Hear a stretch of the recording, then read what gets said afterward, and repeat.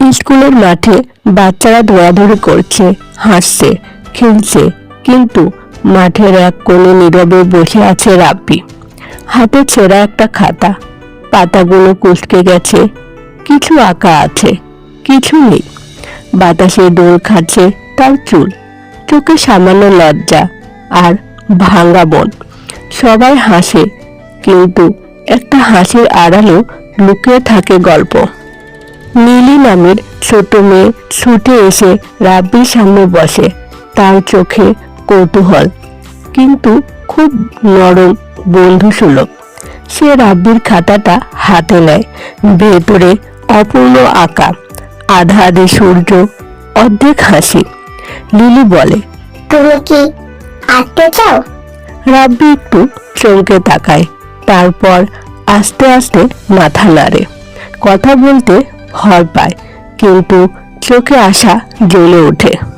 নীলি নিজের রং পেন্সিল বের করে রাব্বির হাতে দেয়। দুজন খাতাটা মাঝখানে রেখে ধীরে ধীরে আঁকতে শুরু করে। রাব্বি প্রথমে দ্বিধা করে, তারপর পেন্সিলটা ধরলে হাত একটু কেঁপে ওঠে। নীলি তাকে সাহস দেয় হাসি মুখে। সূর্যের অর্ধেক রাব্বি আঁকে, বাকি অর্ধেক নীলি। ধীরে ধীরে রাব্বির মুখে ফুটে ওঠে লাজুক কিন্তু খাঁটি হাসি। মনে হয় যেন বহুদিন পর সে হাসলো। সব সাহায্য বড় হয় না, কখনো ছোট্ট একটা পেন্সিলই বদলে দেয় কারো দুনিয়া।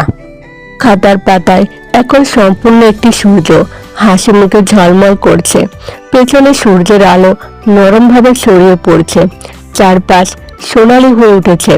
রাব্বি নীলির দিকে তাকায়, চোখে কৃতজ্ঞতা, মুখে উষ্ণতা। নীলিও হেসে তাকিয়ে থাকে।